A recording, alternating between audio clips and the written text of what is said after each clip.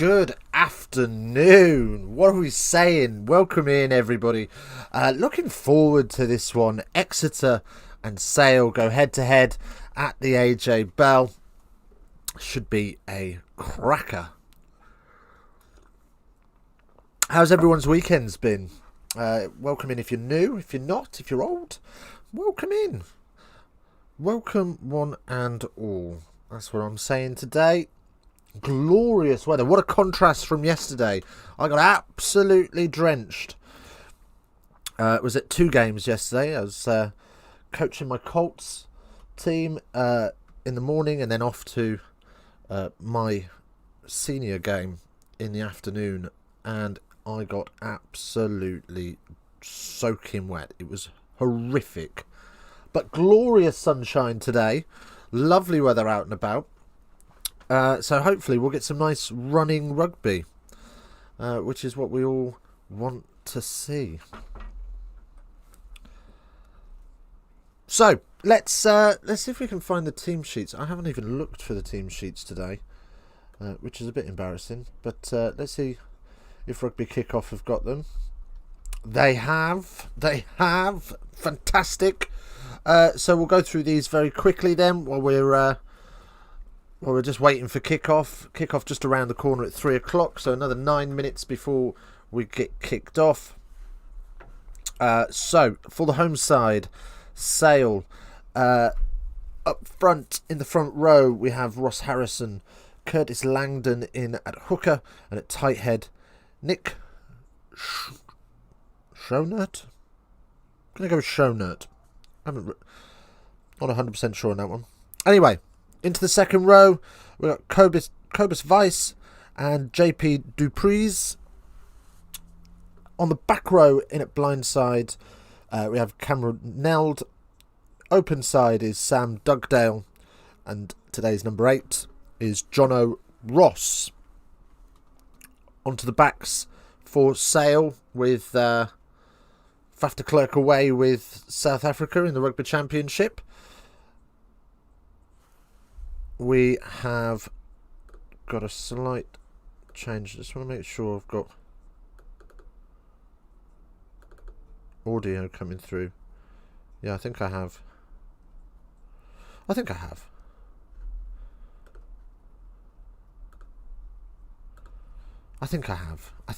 Okay. Anyway, on to the backs. No Faf de Klerk away with the Rugby Championship. So in at number 9 is Will Cliff. In at 10 is Robert Dupreez.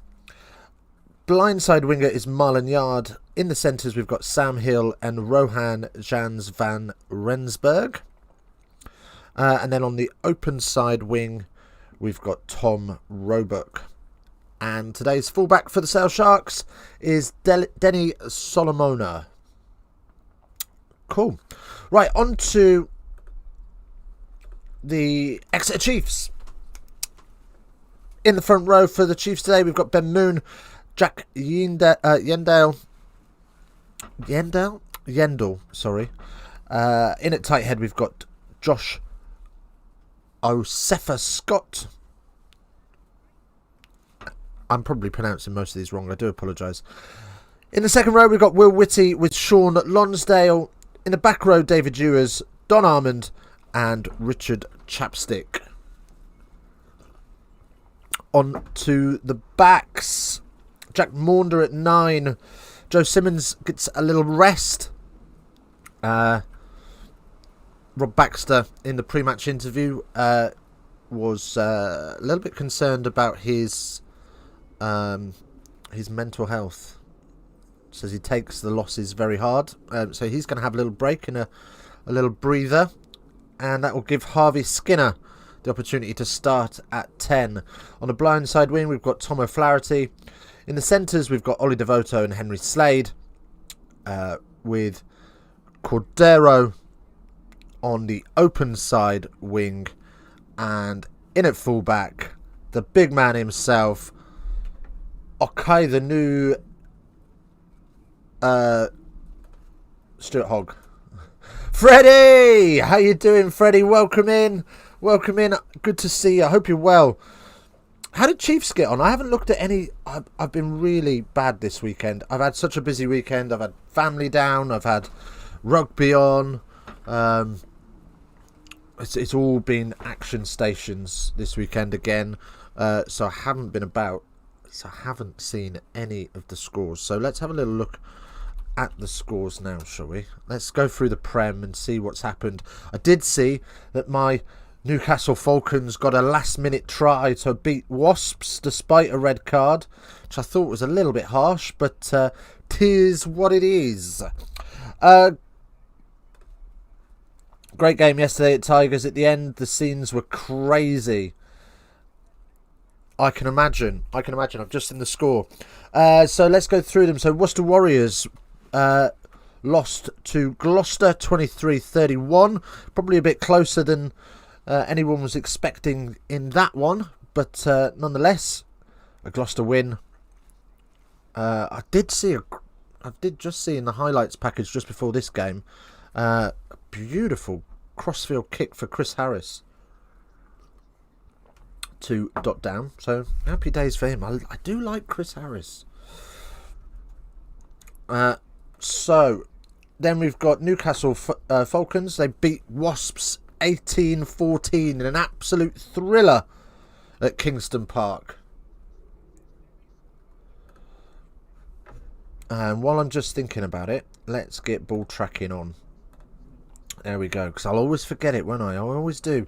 Looks like there's been loads of thrillers this weekend.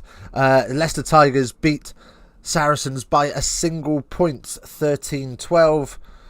Northampton Saints beat London Irish by just 2 points. Again, another game where you'd expect Northampton Saints to walk away quite comfortably with that, but made to work, 23-21. And then on the Friday night game, Bristol beat Bath 25-20. So those are the round 3 scores. TKHD! Yo, Dickie! Yo, TK! How's your knee, man? My body is in bits from yesterday. Oh, it was a tough day. I don't want to think about it. But yeah, I am covered in stud marks everywhere. So, some decent matchups in this one. BT are just highlighting Neld and Ewers. Battling the backs. What are we looking at? We're looking at the centres are going to be the keys to... I mean, that's pretty bloody obvious, isn't it? Centres are key. Mate, my body is broken. Oh, mate, I'm not surprised. I am not surprised. All smiles for Rob Baxter then, as we get ready for this one to kick off.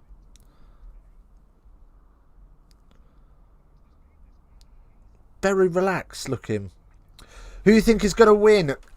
It's a tough one to call. I think Exeter have got something to prove now. That they really need this win. But Sale should just have a little bit more class. So I think it's going to be Sale. But I think it's going to be really narrow. Chat, what is your score predictions? Oh, good question, TK. You are on the ball. Great game yesterday at Tigers. The end was crazy. Scenes were unreal. I can imagine. 1 point game. That must have been mental.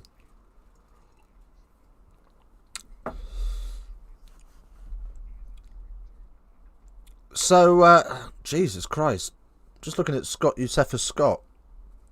And he is huge.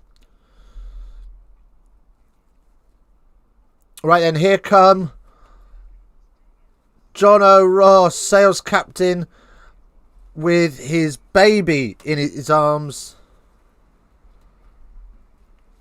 That's quite a touching little scene there, that is. It's beautiful. It's his 100th appearance today, so he enters the field on his own, gets the shots for the camera as the rest of the players make their way out now. John O'Ross just returns his daughter to the bench. I hope you were talking about his height and weight and not something else. Mate, if his height and weight is anything to go by, he's hung like a horse. I'm telling you that. The man is massive. Got it wrapped around his leg. Do you know what I'm saying? Jesus. No wonder his wife's always walking like John Wayne. Right, man in the middle today. Craig Maxwell Keys. 99th Premiership game for him. Good ref. Right, we are almost ready to get underway. It looks like Sale Sharks are going to kick off. So that will be Harvey Skinner with a beautiful moustache today. Fires this one. Sorry, no, it's not Harvey Skinner, is it? It's Rob Dupree. Fires this one into the 22 and instantly knocked on by Slade. And not idea. Wow. Shit communication. I'm just lurking for a bit. No worries, mate. No worries. Thank you for being around. I appreciate it. Did anybody play yesterday, by the way, in the chat? Let me know about your games. If you had a run out yesterday. Me and TK play for the same team, Dunstablians. In Bedfordshire, we played yesterday, but I don't want to talk about it. We lost. It was hard, and it was wet, and it was horrible. But if you played, let us know. Let us know how you got on. Or if you played today, let us know as well. Anyway, just the obligatory scrum reset. We are about 30 seconds behind ball tracking as always, so we'll just keep an eye on that. Probably going to get some spoilers as we go.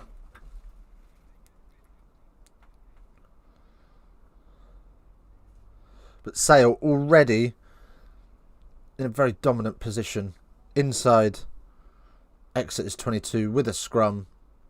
I would say just inside the 15 probably. As the ball comes to the back and they get the advantage off the penalty advantage coming. Cliff snipes blind. No nines, so in come the forwards. And the crowd revs up. If you need me, give me a shout. I have the stream on my phone. Just giving the kids a bath. No worries. Get that rubber ducky out. I'm not sure about that innuendo that's probably laced in that comment there. I do apologise. Right, no advantage coming, so we're coming back for the penalty. Right then. I'll tell you what. Jesus. Massive divots in the pitch where they've just had the scrum. It looks like the moon.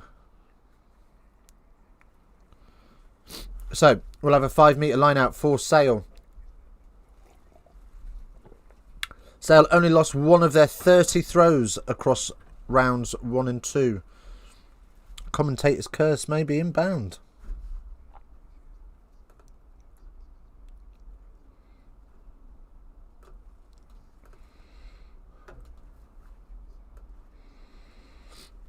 And here they come off the maul. It's split and splintered and comes to ground fairly. And the ball is available 4 metres out. And the pick and go game begins. And again, they pick and go. And now they're just inches short.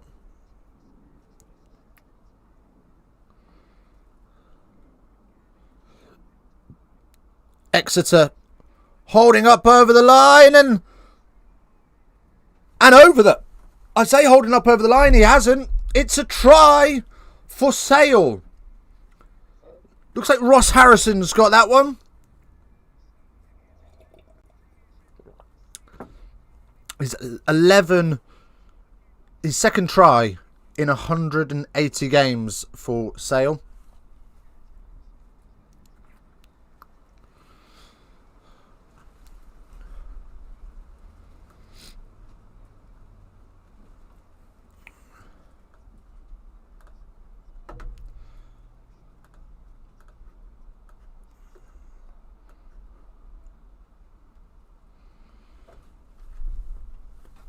There we go.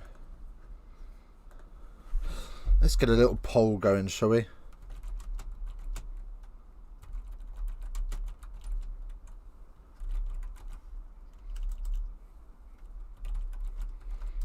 So just waiting for the kick, which looks like it's going to sail through, pardon the pun.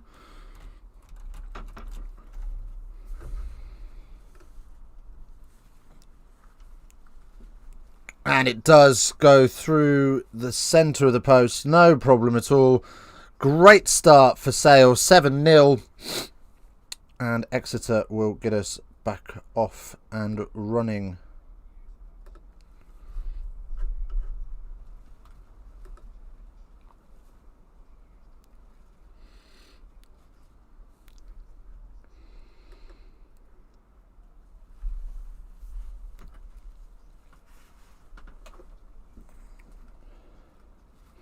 Okay, so the restart is going to be just outside, I think. So Sale will box kick deep. 22-22, and Stuart Hogg takes the bouncing bomb. Beats the first man, but not the second, and is brought to ground just outside of his own 22. Welcoming one and all if you're in the stream. Let's see if we can get to 5 likes for half time. We're already on 3. That would be amazing if we can get to 5 likes. Of course, if you are new and you haven't hit that sub button, please do that as well. We are just 14 away from our target of 800 subs, and we would love that as Exeter retrieve their own box kick and are now just up on their 10, but holding on. Penalty given away, and Sale will have the penalty.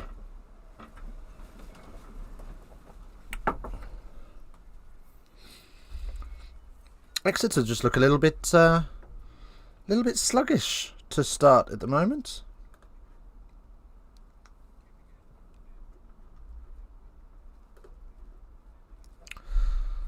So Sale will have the line out.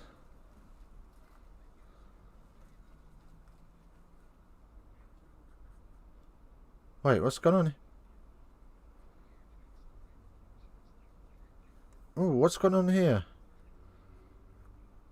Oh, it must have been a free kick. It's gone out on the full, so Exeter will have the scrum. Crikey. I thought it was a penalty. Anyway, Exeter only lost one of their 16 scrum feeds this season. No surprises there, really, with the amount of feeding that goes on in the pro game.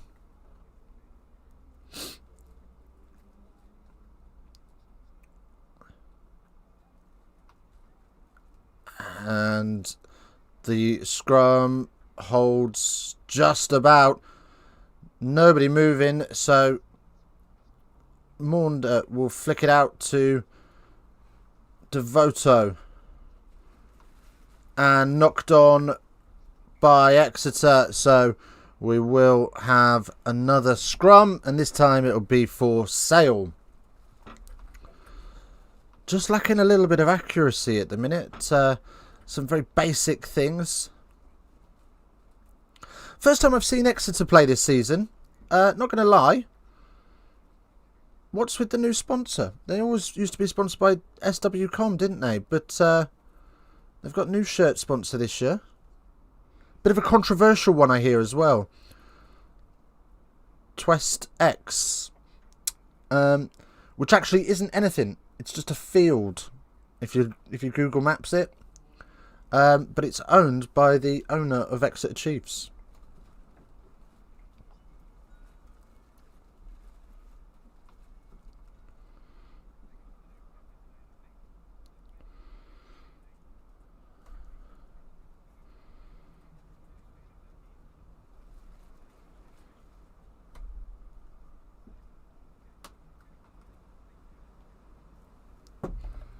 Right.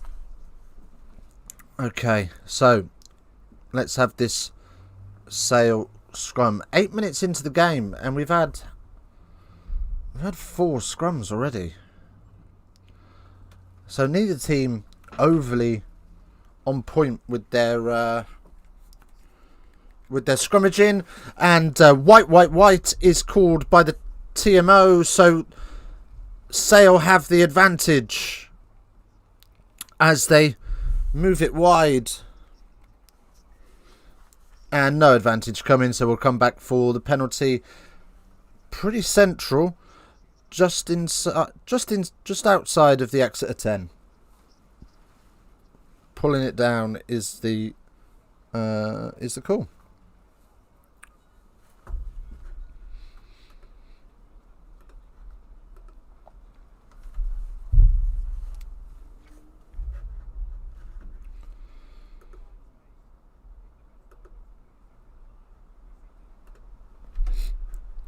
Right.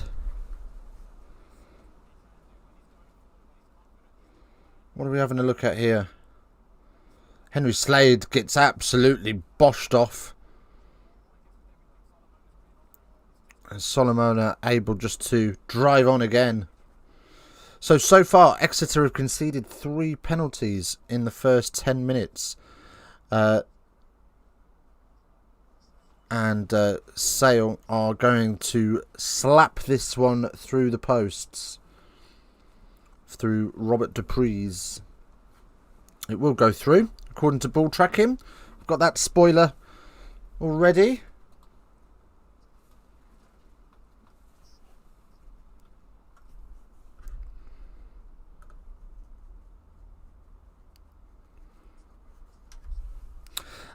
And that does go through, and Exeter will kick us off again. They go short this time and aren't able to retain it, but Sale knock it on this time, and we'll have another scrum. What is going on? Hands like dildos today.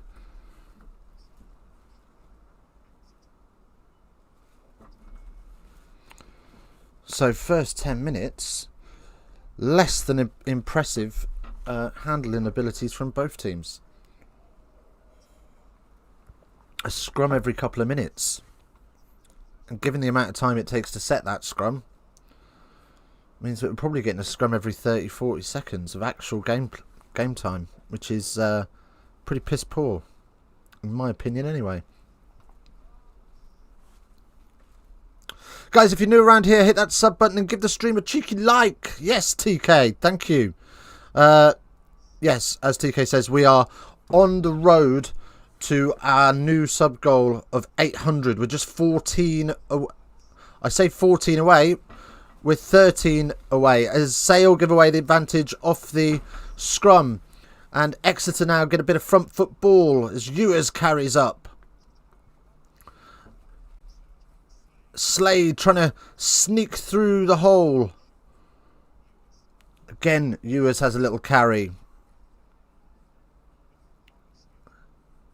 Skinner's absolutely slotted back. There's no way through for Exeter, and there's no advantage either.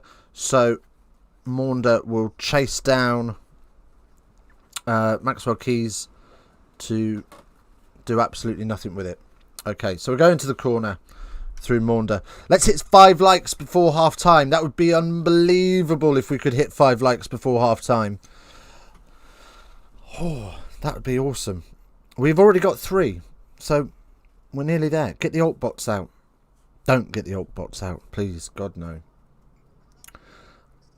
Okay. So, Exeter going to have a line out. It's not the best of kicks, considering where they were. Where are they? They're about 15 metres out, so long way to go. But they will set them all. And initially doesn't really do anything. As the maul continues to move. Sale all round the back, and wow, somehow Exeter have been able to get this ball out, because that shouldn't have come out of there. As eventually it comes out, and Yusefa Scott will crash up. I'll be right back, mate. No dramas. Thank you for being around in the first place. as Devoto tries to find a way through and doesn't, but is able to wriggle a couple of metres. Maunda hits Skinner, who almost finds a hole.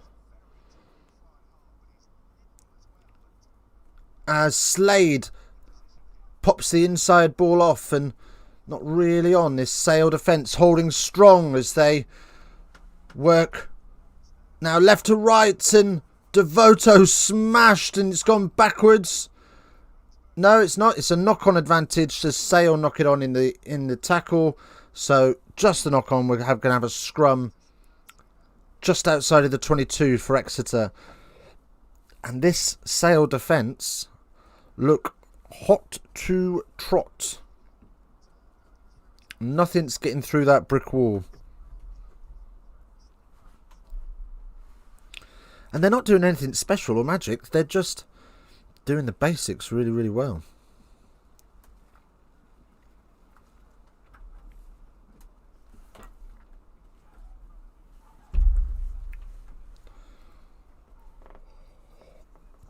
So what's been your game of the weekend? If you've been watching any games, who have you been watching? Doesn't matter what the league is. URC, Pro 14. Is it Pro 14? No, Pro 12, isn't it?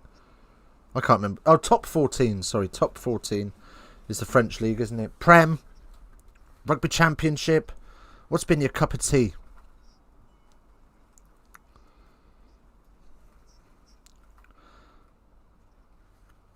Okay, so Exeter with the scrum. That will slowly get set up.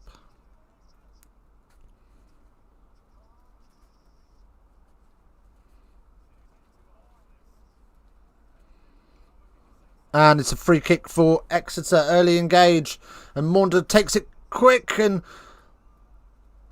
went on his own. He's just about been able to get that back. And still no 9. So Lonsdale will carry up.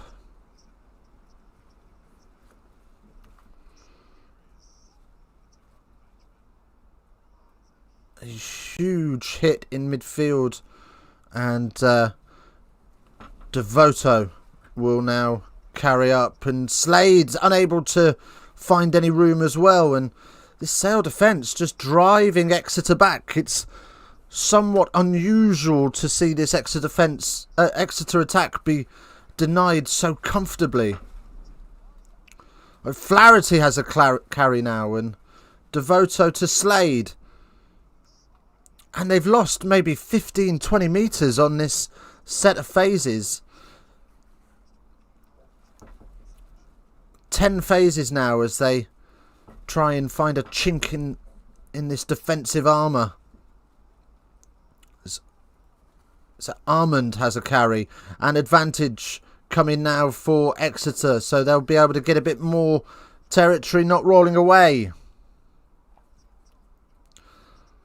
Sale, excellent work defensively, but eventually giving up the penalty.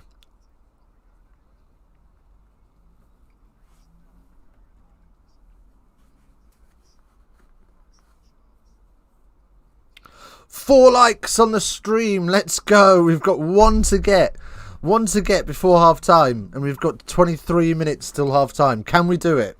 Can we get to 5 likes before the half?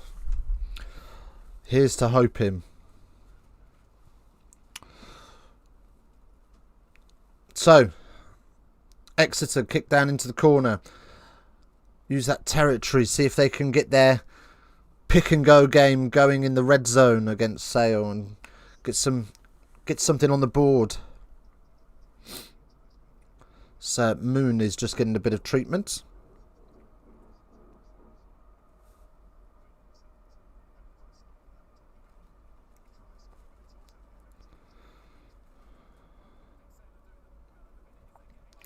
Glorious looking day in at the AJ Bell.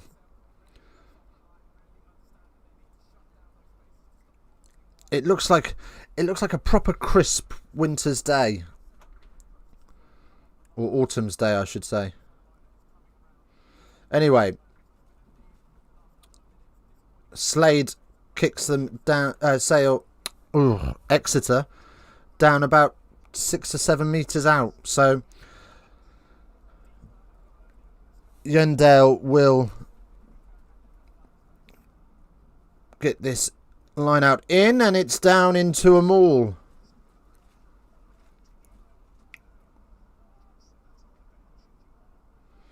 And again, Sale have managed to work their way around the back of the maul. And Devoto carved down. Maunder having to do the clearing out.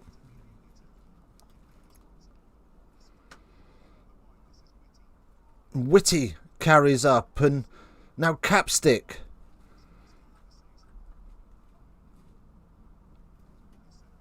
Josefa Scott, the beast, gets carved down the second he touches the ball. 5 blue offside, so we're going to get a penalty for Exeter. Just able to force these mistakes as Maunder runs out of room as the Sale defence blitz, and Flaherty fires in from the 9 position, and referee will blow his whistle and will come back for the penalty. So we are running a poll this afternoon as well, just to see who we think is going to win this one. At the minute, looks like we've got 3 votes. 67% Sale, 33% Exeter. What's your thoughts? Let us know. Of course, if you've been playing this weekend, we want to hear about that as well. Who did you play? How did you get on?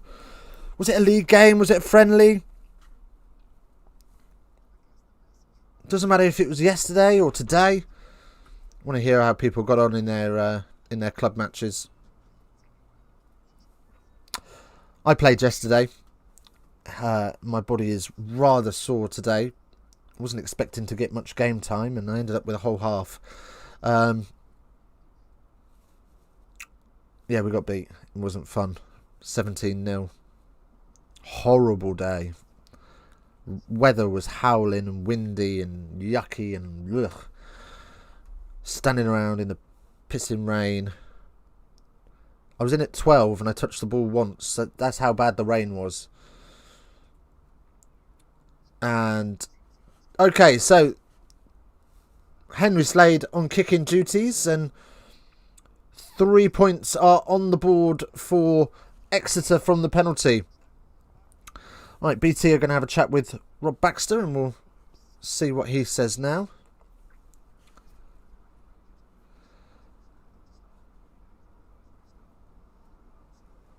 Big smiles on his face.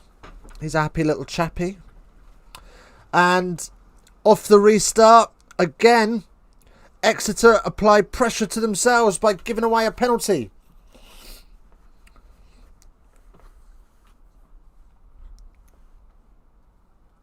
So Sale really dominated this first quarter, and you would have to say they have looked the sharper team, but we know from Exeter that they are steely,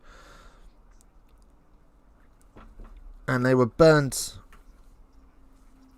in the Premiership final. They're not going to want to. They're not going to want to be burnt too much longer, having lost the first 2 rounds. And Sale set them all, but they are going backwards and they're shifting infield now. Can this Exeter defence hold? No, it can't. Oh, it can, just about. Rensburg then needs 2 or 3 to bring him down.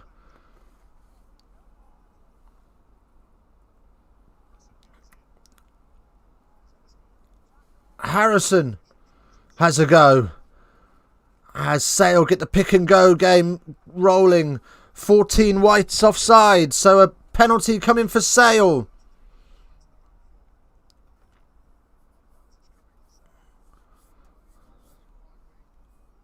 And Exeter in all sorts of trouble down in their own 5 metre.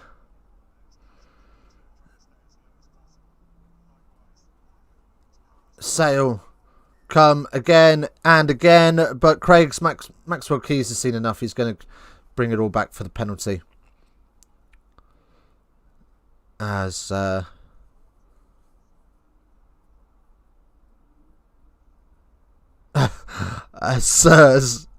Harvey Skinner slaps the ball into somebody in the crowd and instantly apologises.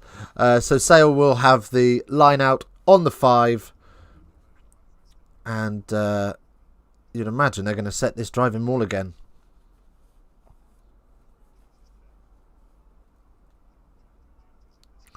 As they go to the back pod this time, and good competition in the air. And Exeter holding back this Sale maul again, but it starts to roll forward, and Splinter and Langdon throws it into Craig Maxwell Keys. And Marlon Yard whinging about that. That should have been a scrum, really, but Craig Maxwell Keys happy for things to continue, and Exeter get the ball, and they will look to box click away. And he finds Marlon Yard, who has got a little bit of room to open up, and is carved down just outside the 22.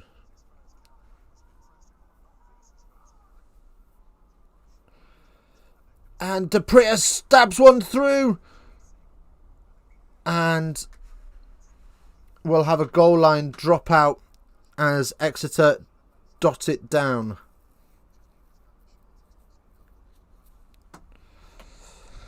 Well, what an unusual first 25 minutes for Exeter fans. More controversy for them this week, isn't there? There's been this last couple of weeks, there's been lots going on for them. They released a new mascot recently that borderline racist, I think is fair to say. His name's Tomahawk. Yeah, Exeter just doubling down on this now, and they don't seem to want to give up their Chiefs logo. Can't really see any reason as to why, but there we go. Sale inch their way up towards the 22.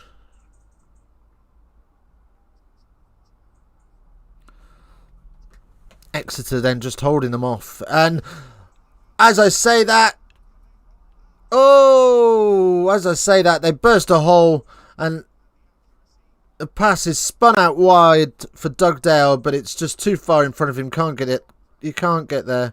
It's a great little identify the hole. And, well, John O'Ross just not able to find his man. Oh, it's borderline forward anyway. And Dugdale misses out. So Exeter will have the line out. Almost try time again for Sale. So we're back into the game, and Maunder looking for better field position before he box kicks.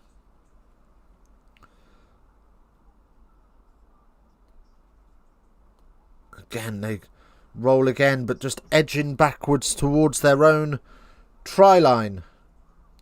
Now about 7 metres out. And this time they will go to the box kick as the caterpillar is set.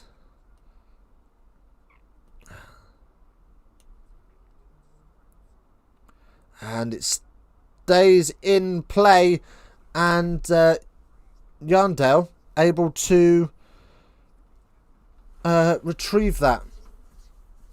And again they set up the caterpillar, this time outside of the 22. And we will have another box kick.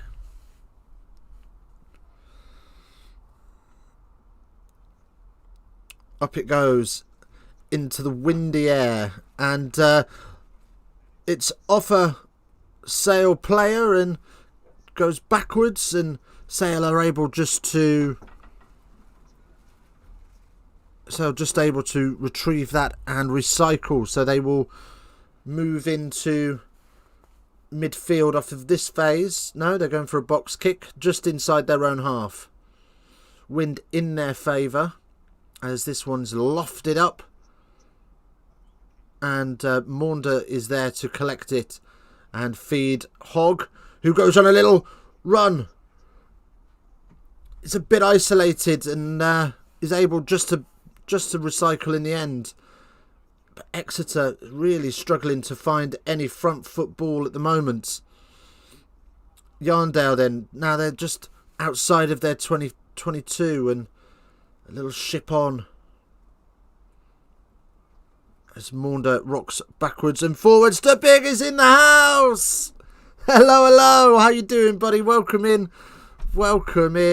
as Exeter pick up the penalty for not rolling away.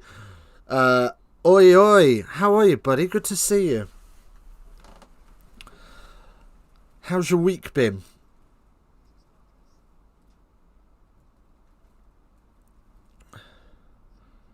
Right then. What have we got? We've got a man down. Oof.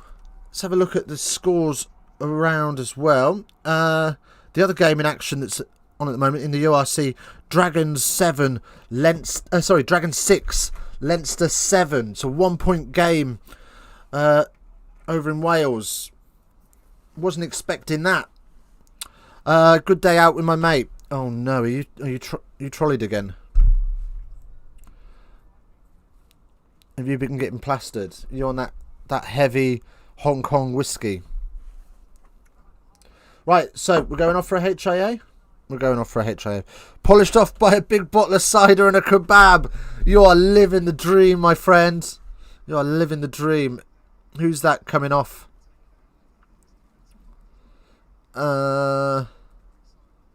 It's Devoto coming off. Looks like he's nursing his shoulder as well, but they're going to take him off for a head injury. So Hendrickson will come on to replace him. As Exeter boot this downfield, and they're about, well, I say they're pretty much on the 10, on the Sale 10, so not a great nudge, but it'll do the job. Gets them out of a bit of trouble, and they go fairly quick off of that one and carry up in midfield through Hendrickson.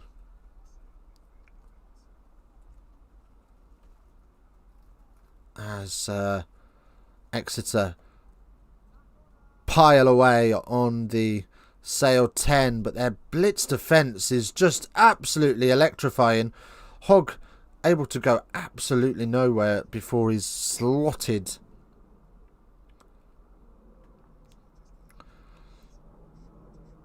And gone from picking the ball up on the Sale 10 to being on the halfway line as they...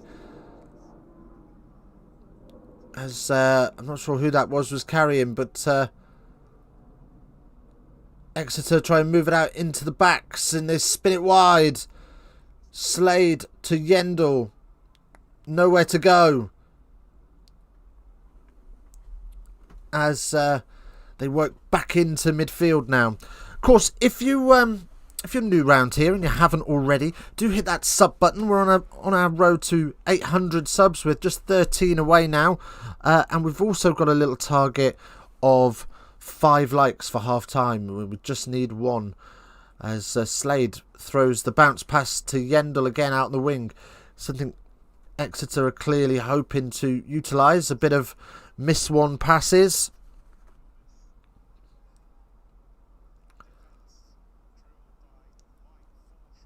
As Maunder is dancing around before Slade throws him into contact. And Hendrickson, big hit from him to get a couple of extra metres as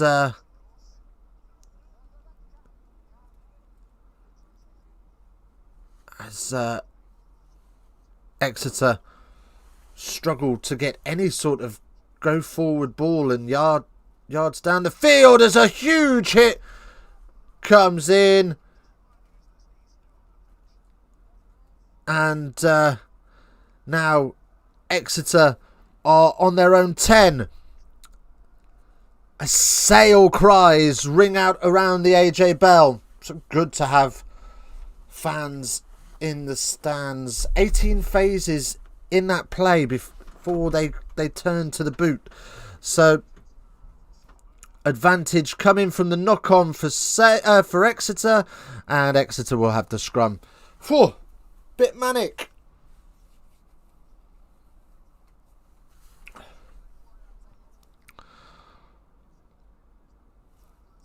Oh, I tell you what, yesterday. So, as I mentioned earlier, yesterday I had 2 games to attend. I was coaching my Colts team, and then in the afternoon I played with my club team. I'm a second team player. I'm old. I'm retired. I had retired, but I've missed it so much. I just thought I'd have a little run out this season. Anyway, yeah. Turns out, Friday night, took the wife out for a meal, and afterwards I didn't wash all the wax out of my hair properly, so a little bit of leftovers in there on Saturday morning, and it all ran down into my eyes. So not only was it throwing down with rain, I thought it was really foggy. It wasn't. It was just wax in my eyes. It was awful. No reason to tell you that. Just making chit chat. My apologies. Right. Back to the Ruggers. Nothing's happened. We're trying to set up a scrum. It takes ages to set up the scrums these days. They seem to get longer and longer. Wax, yeah, hair wax, hair product. It was some of that rework putty. So yeah, not candle wax or nothing like that. Nothing kinky going on here. But yeah, hair wax. That stuff you put in your hair to make it nice. Right, scrum, solid. Nobody's moving anywhere. So Maunder will play this off the base as Slade tried to get the looping man, but the blitz was on and ends up being a knock-on. Sam Hill, and we're coming back for the knock-on. Mate, I was going to tell you to get your ears checked out if you have that much wax coming from there. No, hair wax, mate, hair wax. Jesus. Yeah, man, if I've got earwax in my eyes while I'm playing, yeah, that cauliflower is something different, isn't it? Welcome in if you're if you're just joining us, by the way. We're watching Exeter versus Sale. If you're looking for the game, you're not going to find it here. It'll be on BT Sports, unless you've got some hooky TV or a BT Sports subscription. You're not going to see it. But do stick with us. We'll keep you up to date with what's going on. So far, Exeter have carried 49 times to Sale's 31. Made 50 metres for Sale, 62 for Exeter. 9 gain line successes for Sale, 11 for Exeter. But it's not really translating into the scoreboard. Did you watch the Box humble the Kiwis? No, I didn't. But I have seen some South African analysis on the game as Exeter get the advantage. But again, no real go forward as they're whipped back onto their own 10, and Hogg finds a beautiful offload for Cordero, who fires down the wing, and Solomona comes in late, and we will come back for the penalty. actually a decent test match. I heard some good stuff about it, but I also heard that the referee had an absolute howler. But I've got a feeling that might just be South African saltiness. Because there wasn't a single mistake in this analysis I watched. There wasn't a single mistake the referee made in favour of South Africa. It was all just against South Africa. So I don't know. I mean, some of the analysis was a bit shady. So he drew a line for an offside down the middle of a breakdown. It wasn't back foot. And he was claiming that actually people were onside. So Hill is coming off and Luke James is coming on. I can only assume that's an injury that I haven't seen. As Exeter fire their penalty down just into the 22. Another poor kick from them.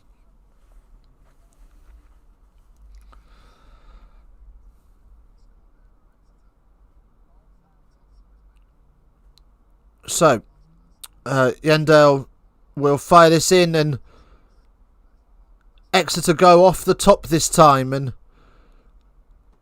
look to find some room, but there isn't any, and Tom O'Flaherty carved down as Exeter lose more metres.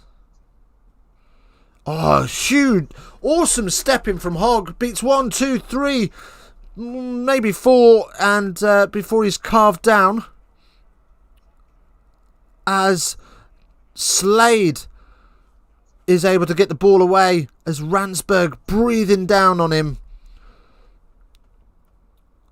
As Maunder now and Armand.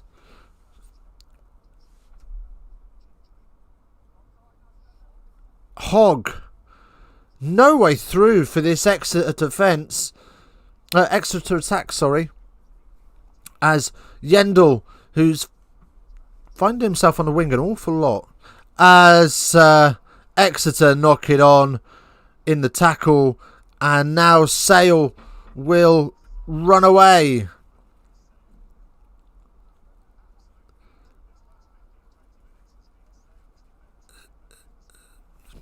Sale almost unbreakable in defence. It's been outstanding work from them. Okay, so we will have a box kick just outside of the 22. Welcome in if you're new. If you haven't, have a little go on our poll. Who's going to win this game? For me, there's only one winner based on what we've seen so far. And that is Sale. But love to hear what you think. As Hendrickson chips one over the top. And oh, it did go backwards. And Solomona is able to wheel away. And he'll get the Fijian offload to Rensburg. And he skips up to halfway.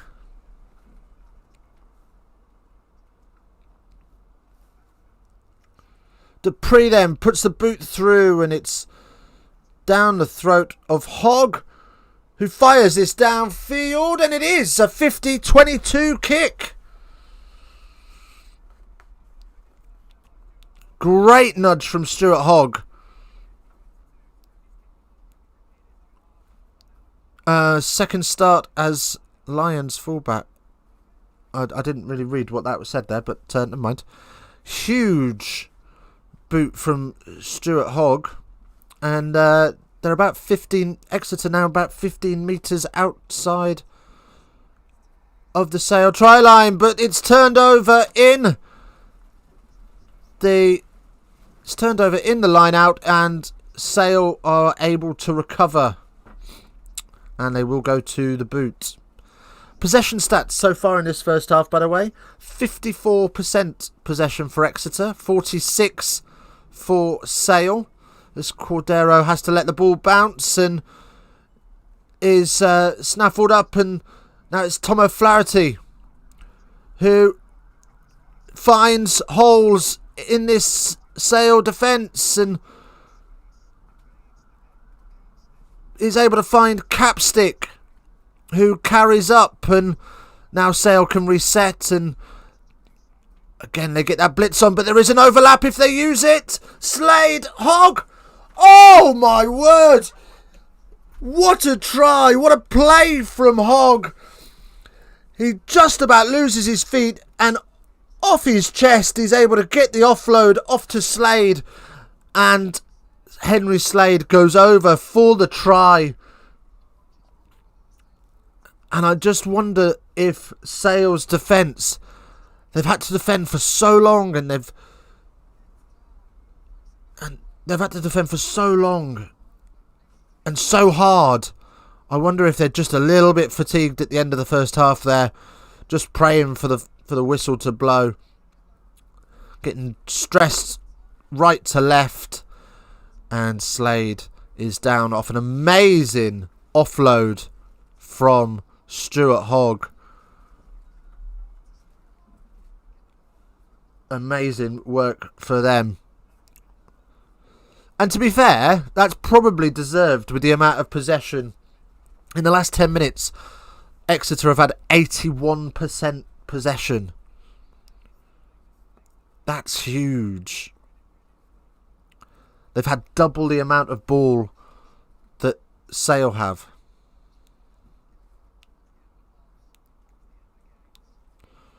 Right then. Slade with the boot. Let's have a little look at our poll. How are we doing? Oh, 71% of you think that Sale are going to win this one. Well, I can tell you, at the moment, it is all square at the half. So, we will have a little look at some of the stats of this first half. We are going to take a little breather. And while we take that breather, we will leave you with some stats. Don't go anywhere. Do stay with us. The second half will follow. We're just going to go and get a fresh cup of coffee and drain the main vein. But we will be back. So do stay with us. Let's have a little look and see. There we go. Right, I'll be back in just a few moments. Don't go anywhere. Keep the chat coming in as well, by the way. Let us know what you got up to over the weekend. What was your favourite game of the weekend? Did you play this weekend? Did you get any action yourself? Who scored a try? I want to know all that good stuff. So to get in touch in the chat. But in the meantime, I'll leave you with the stats. See you in a minute.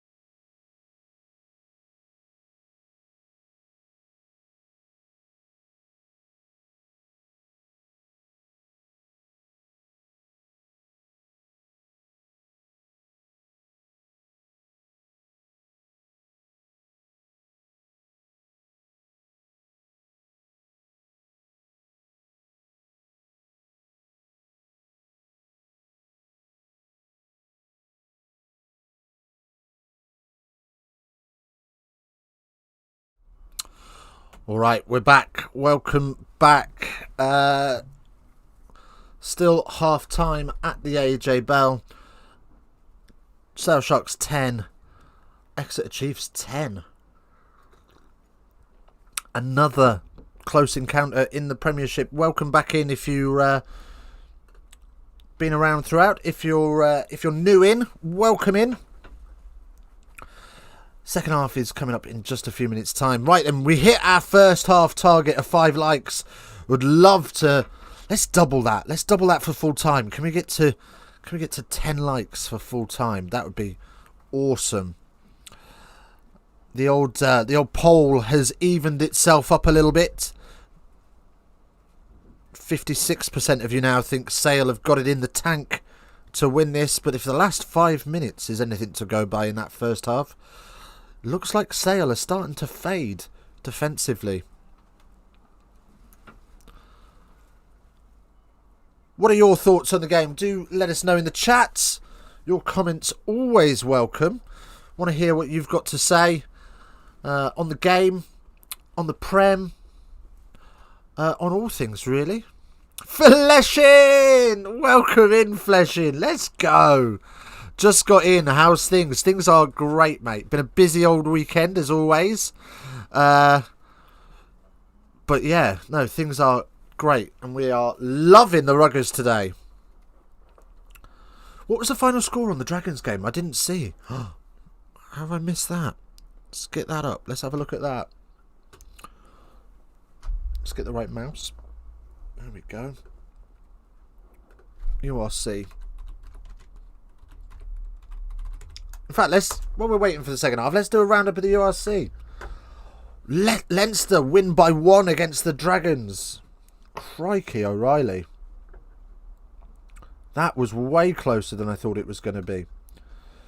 Right then, what have we got? Let's fire through these because there are a few of them. So, Friday night, under lights, Scarlets v the Lions. Scarlets pound the Lions 36-13.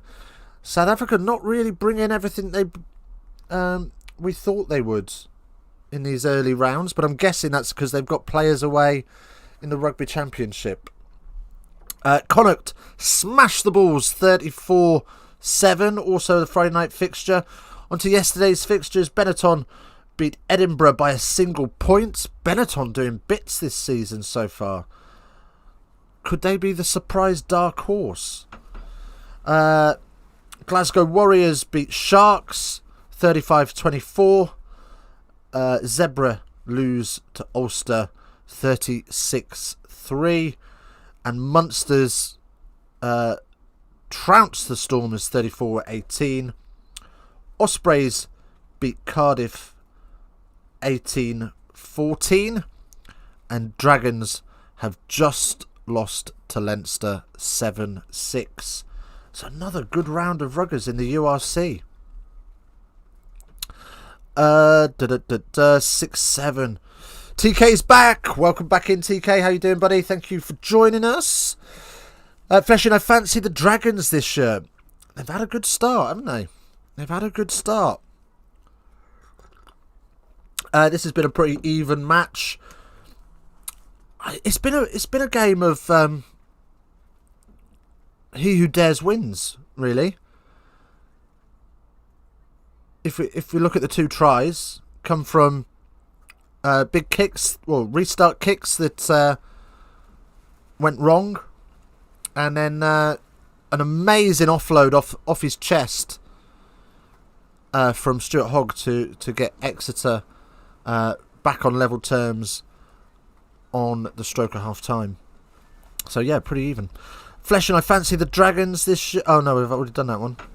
Scarlets was a good game. I bet it was. From the stats, I would say Chiefs should be ahead, but just slightly. Yeah, I'd agree with that. They've had a lot more of the ball, especially in the last 10 minutes of that first half. 81% possession in the last 10 minutes. Sale missing Faf. No, I don't think they are. They haven't played like they have been. They've been really clinical in the red zone. I think they just haven't had the ball, if we're honest. Exeter haven't kicked the ball away like most teams do, and Sale have just been phenomenal in defence. They've been amazing, but now they're starting to tire. We'll see what the bench has got. Right, lads, we're on 6 likes now. Let's get to 10. Yeah, 10 by full time. That's what we want to see. 10 by full time. We're on 6. Can we get 4 more in? Exeter now, for the first time, are taking over in the poll. 55% of you think that Exeter are going to walk away the victors in this one. Here's a question for you, right? It's been talked about over the last couple of weeks as more teams have turned to 4G pitches. What are your thoughts on it? I'm thinking about doing a video this week on 4G pitches. I'm not a fan. I've played on them a couple of times and I think they're awful. They're so hard, and you get covered in carpet burns, and they're horrific, and then rubber crumb everywhere. It's nasty stuff. But I'm thinking about doing a video on it this week because another couple of Premiership teams have taken on a 4G pitch, and the RFU are throwing money at the grassroots level to get more 4G pitch out there. But yeah, interesting stuff. But I'd love to hear your opinions on 4G pitches. Have you played on one? Do you like watching rugby on it? What are your thoughts? Do let us know. Right, so Exeter Chiefs changing their front row. Harry Williams on for his 100th Premiership game. As we are about to get ready to get underway, Maxwell Keys just wishing both the captains well for the second half, and Exeter fire the kickoff down into the Sale 22. They set the maul, and it's a one-man tackle, so now it's a maul as they splinter off that, and they're being driven towards the touchline. Wind has played a massive factor in this game as well. Exeter really struggled to kick in that first half with the strong breeze in their face. So we'll see how much of a factor that has played in as Cliff kicks downfield and Skinner returns it. And it's a great pick up off his toes from Solomona, and he can make a few metres in the carry. Langdon then carries up, and Exeter Chiefs now looking to apply similar pressure that was applied to them, and Yendall with the tackle, and it looks like Chapstick with the turnover, and a penalty now for Exeter.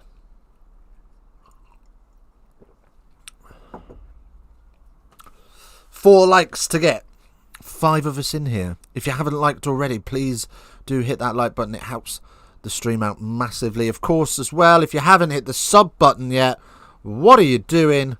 We're 13 subs away from our new target of 800 subs. It'd be amazing if we could get 3 in this and get to 790. That would be so cool. Anyway, we move. As Henry Slade lines up this kick. 41 metres out. Pretty much dead in front with the wind behind him. This should be a relatively kickable kick. As little blood seeps from the corner of his eye. As he just resets the ball. And who's that? Hogg. Oh, he's only got 10 seconds to kick this. As Hogg holds the ball for him, and time pressure or not, Slade bangs that one down the middle, and now having been 10-0 down, Exeter are 13-10. We've got a man down, so we're just having some running repairs to... Who's that? Not sure.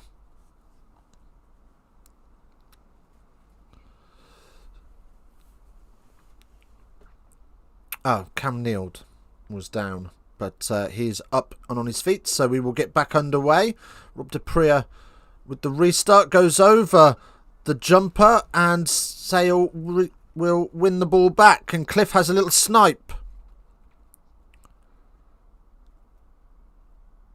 Carried up in the forwards.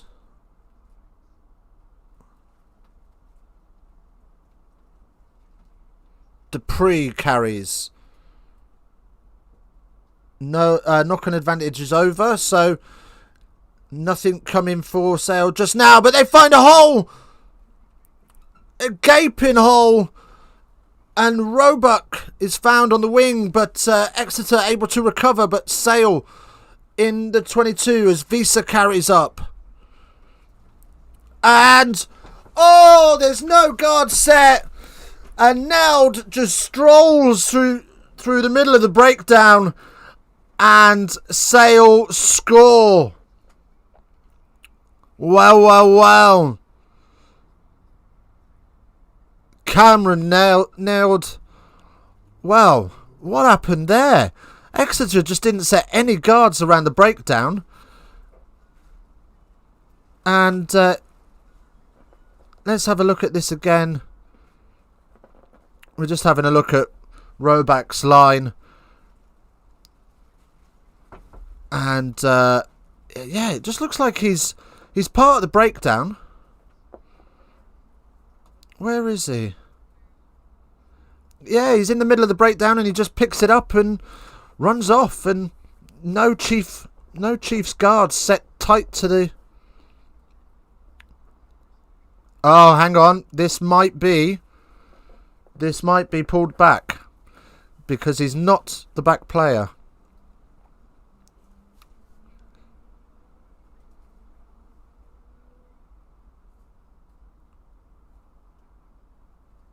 Right, we are asking for the best angle. I think this is going to get scrubbed off. He is not the back player.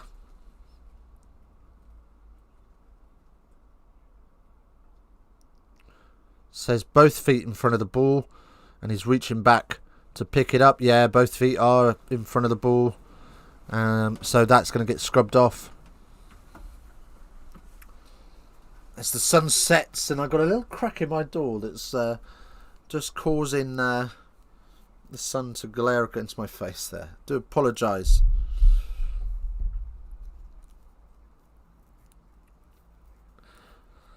So, penalty for Exeter, handling the ball in the ruck. No try. Oof. The crowd aren't happy with that one. Good spot from the TMO there.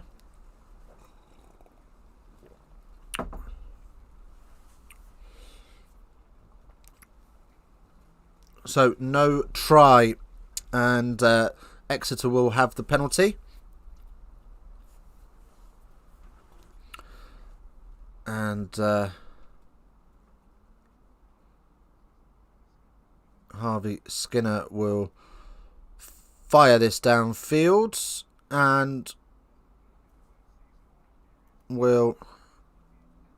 Where's that? I think that's on Exeter 10.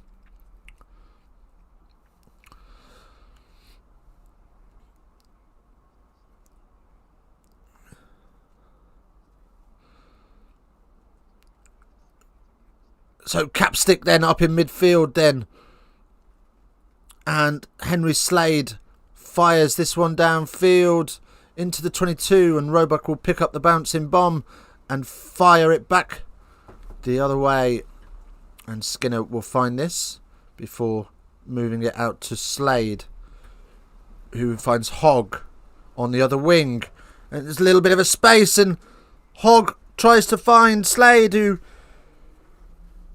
ends up turning it over, and Sale are able to get the ball back on the 10 and kick the ball away as Hogg grubbers downfield and makes about 5 metres off of that.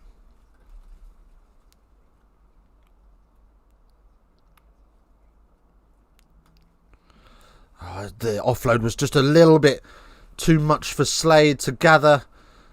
Ends up tipping it up into the air and Langdon can pick it off.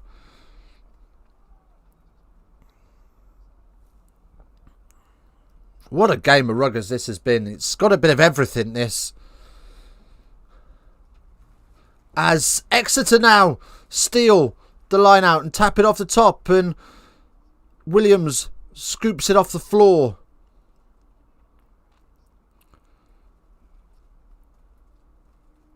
Exeter then run the phases as fire this out to O'Flaherty, who checks his feet and drives hard and makes a couple of extra metres. Fleshen, Alex Sanderson, potential England coach?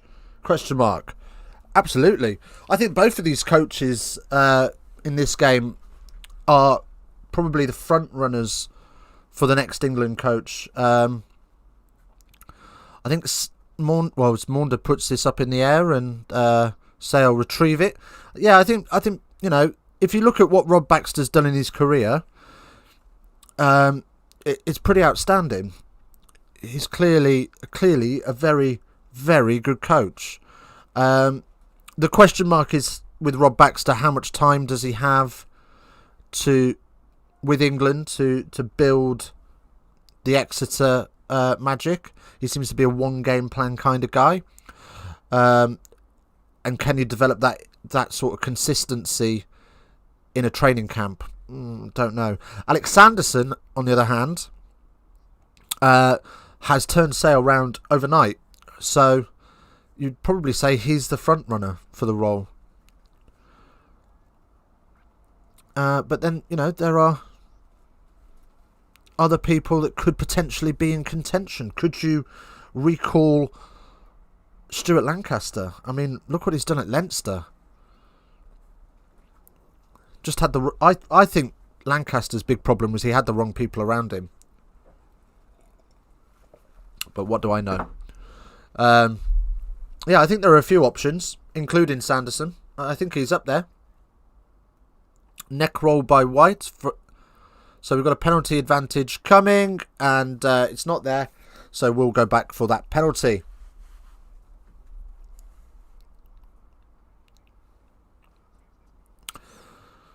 Right. So just a penalty only. Happy enough with that. Welcome in. If you're new to the stream, do hit that like button, hit that sub button as well. We're up to 788 subs. Just 12 away from our... Oh, the TMO's bollocks this right up. He's given the penalty to Sale. And then after it's been awarded, he's just corrected himself and said, oh, actually, it was a neck roll by Blue.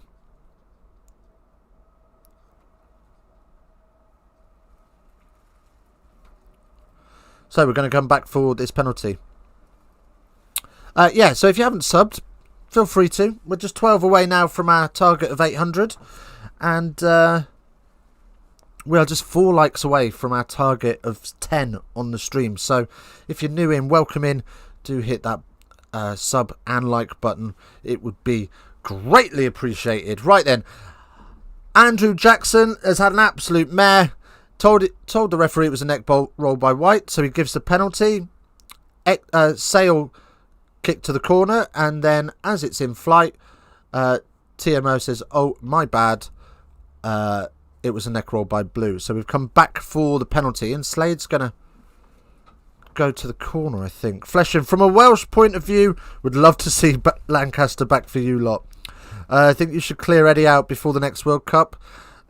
I don't disagree. I think probably Eddie's run his course now. I think he rode the coattails of what Lancaster set up for as long as he could, and that train's probably left the station now and worn off. Anyway, just inside the 22, Exeter. And Armand shifts it out to Hendrickson, who boshes off the first tackler. Oh, that's a Slade with a beautiful pull-back pop.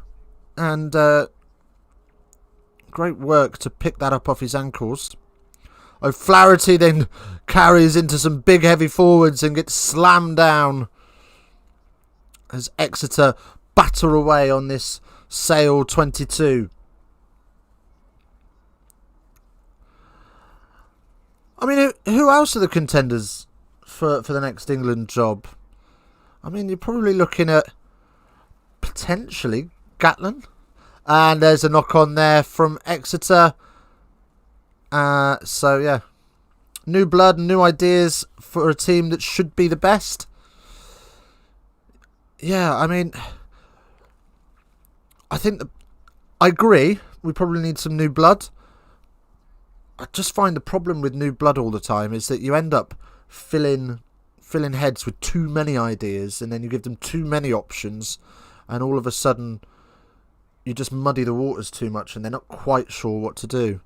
I like the consistency of the style of play that Eddie Jones plays. You know, we know what's going to happen. We know we're going to kick for territory, and we're going to try and set up a strike play, and build a platform from that, which is probably the best way you can play Northern Hemisphere rugby, if we're honest. But we haven't got a plan B. So without a plan B, you can come unstuck, as we found out in the Six Nations. We've also got a little bit too much loyalty to individual players. I don't agree that we should have taken any of the Saracens players to the Six Nations. But I think there was just too much loyalty to Farrell and Jamie George and Binny Vunipola and the situation they were in, that we kept them in, and I don't think that was necessarily the right decision. Anyway, free kick to Sale, so they will kick that downfield and find touch just outside of their own 10.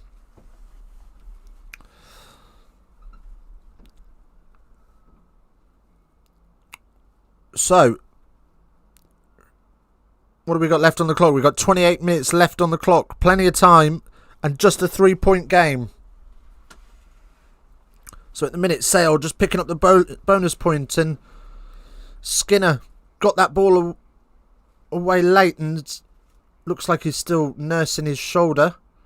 He's down on the ground, and he's not in a good way, as 3 medics are surrounding him really quickly, and as the ball comes back the other way, we are going to have a stoppage, as it would have been dangerous for him. Oh, is that contact with the head? Is that contact with the head? We're going to have a look at this, I think. Oh, I think that might be just be a whiplash.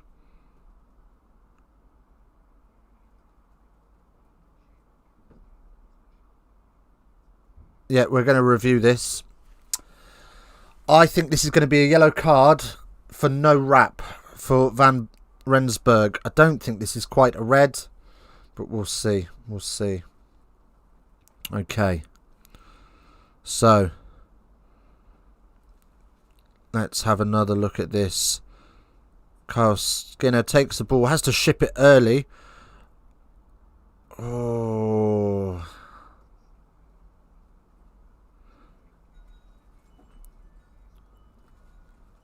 and Maxwell Keys instantly says that shoulder to the jaw. So we'll see. England are too predictable. Yeah, I'd agree. Very predictable. But whether they're predictable or not, other than this Six Nations, no one other than South Africa in the World Cup final have been able to stop them. So it would be interesting to see what happens in these autumn internationals.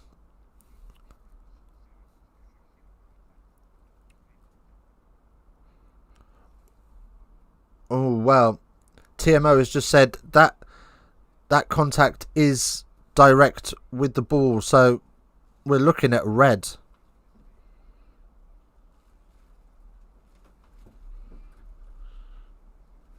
Right, we're asking about mitigation, and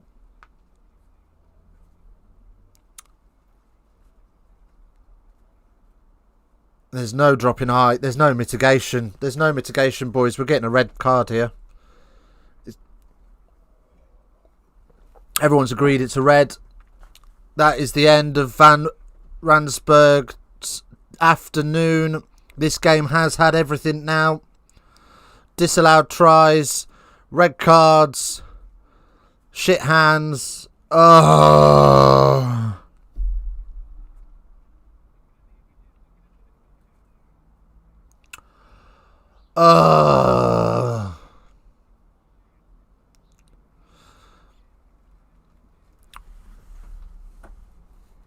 Right. I mean, look, it's the correct decision. It has to be a red card. It's dangerous. But fuck me, how many weeks is it going to take for these players and coaches to understand that you can't tackle above the others anymore? Flesham, well, we were closer to South Africa in the semi-final with England to the final. Sorry, couldn't resist that. Yeah, I hear you. I hear you. It wasn't a good day. It wasn't a good day. But then, I suppose, it's pretty much the way the Lions played as well, isn't it? That English style. You know, try and kick territory and then build something from a line out. Actually, it made South Africa look really good because they went and got spanked by Australia and New Zealand in the next couple of weeks in the Rugby Championship. So it might not be the right way to play anymore. I don't know. But going back to the red card, it's getting to a point now where it's becoming ridiculous that players and coaches can't understand tackle height. It's getting silly. As Slade scores one reach try in the corner. Sorry I missed that. All good comes from the referee, and it's just flat hands down the line. Just the one man advantage plays into effect. Oh, I say that it's two back doors. But there we go. Anyway, try for Exeter at 10-18, and you would have to think now that Exeter are going to take the points, but will they get the bonus point on top of that? Yep, exactly the most frustrating Lions ever. Yeah, it was awful. It was really hard work. And being my first Lions as a streamer, I've never known a Lions tour so toxic online as well. It was awful. To the point I don't really use Twitter anymore because of it. Because it was just so toxic. Poor red card from the players' point of view. Yeah. I just don't get what players don't get. I did. Exeter by 15. I think you might be on now, mate. As the kick sails wide. And it's an 8-point lead. But Exeter will be looking for these 2 more. Well, they'll be looking for 2 more tries to get this bonus point, won't they? Really put the nails in the coffin.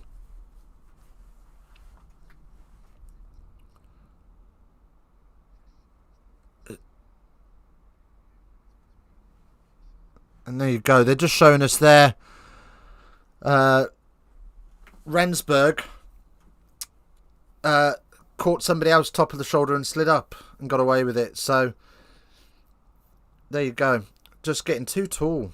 Too tall in the contact zone. Anyway, play back into the 22 and we will have the Caterpillar, and Maunder will boot away up towards the halfway line.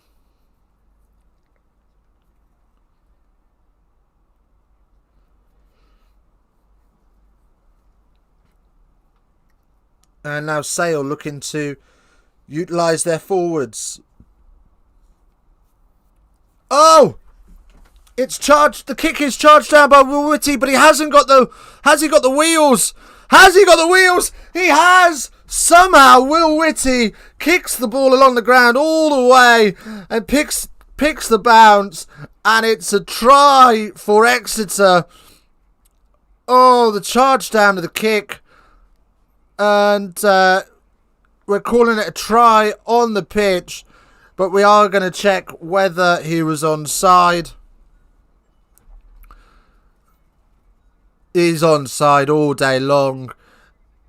And Will Whitty just chipping that along the ground before he falls on it. That's from a forwards kicking point of view, I mean, good lord, it's not very elegant, but kicking the ball like a centre-back.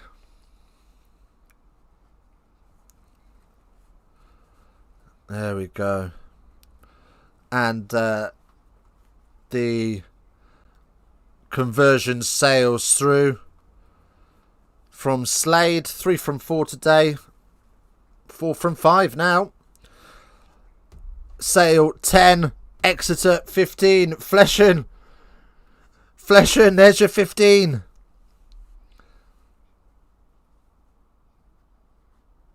Right, we are still 4 likes away from our target of 10. Can we get there before full time? 22 minutes left on the clock. Exeter need 1 more try for the bonus point. Will Cliff off? On court comes Gus War. Right. Maxwell Keys just instructing rather feverishly a few players to get off the ball. And the Caterpillar is set. And Maunder will kick away.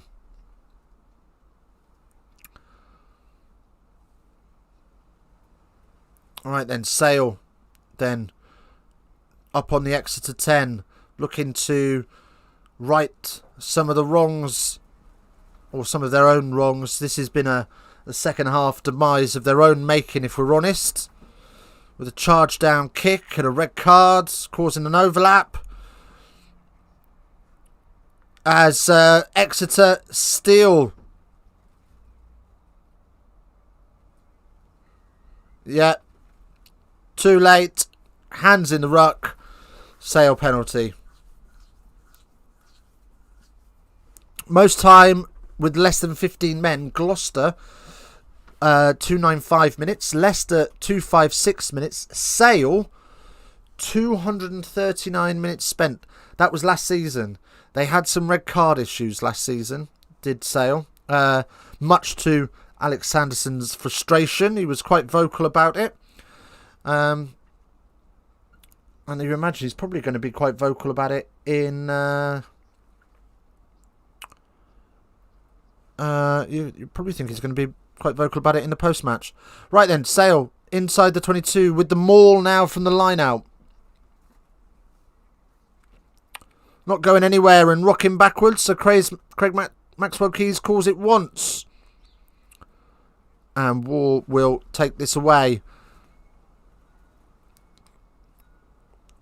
Ward no options on as he has to scramble. So Exeter on the counter, but as the second man comes in, he drives his teammate off his feet and over the top of it all, and we have a penalty for Sale,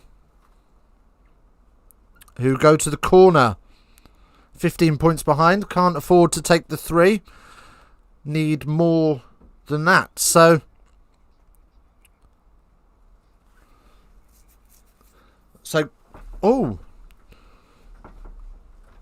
Ashman on, Langdon off. So his first job on the pitch is to put the line out on the money, 5 metres out.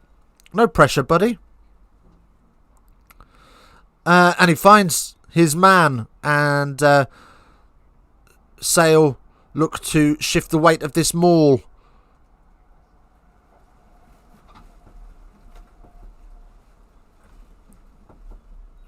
Sale player on the floor. It's collapsed. Can War dig it out? No, he can't. It will be an Exeter scrum. There we go.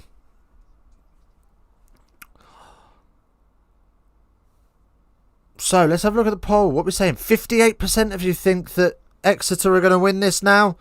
Sale 42%. Ooh, we've moved in the other direction slightly. Interesting.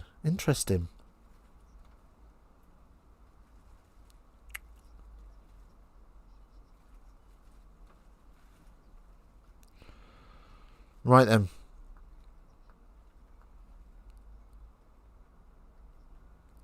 Okay, so Exeter scrum on their own 5.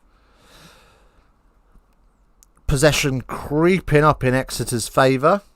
At the start of the half, they were on 52% of the overall possession.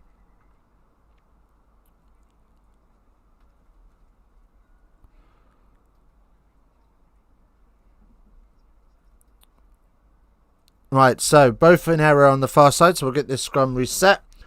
Yeah, so 45% possession now for Sale, 55% for Exeter. So Exeter are just creeping up on the overall possession.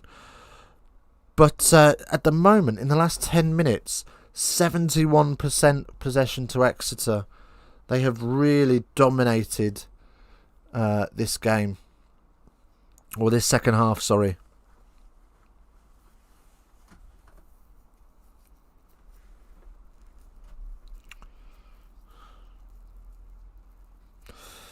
Right, so while we're getting this reset,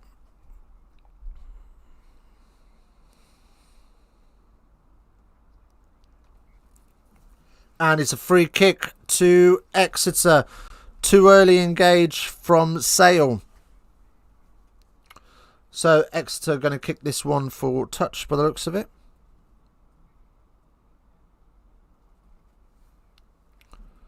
As Slade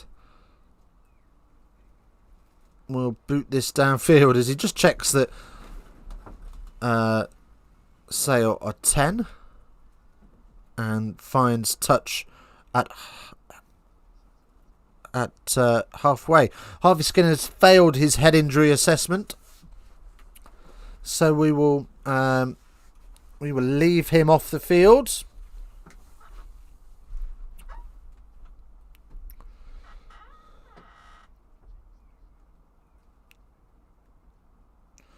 So Sale with the line out on halfway.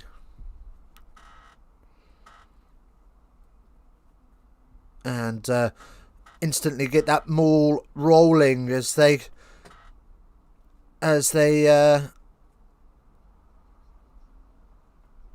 rocket up the field slightly, but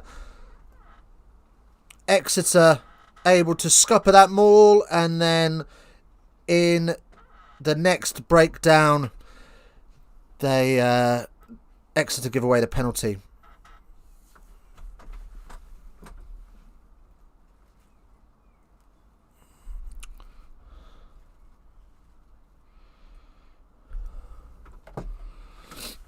Okay, so Sale put themselves in a position to build another platform just inside the 22. But they have, in the last 3 lineouts, they have been struggling with this maul. Exeter able to swim through the middle quite easily and get to the back of it. Knock-on advantage in that lineout, but Sale able to set the maul again. And again, Exeter are able to smother round the back of this. And we'll have it come back for the knock-on advantage.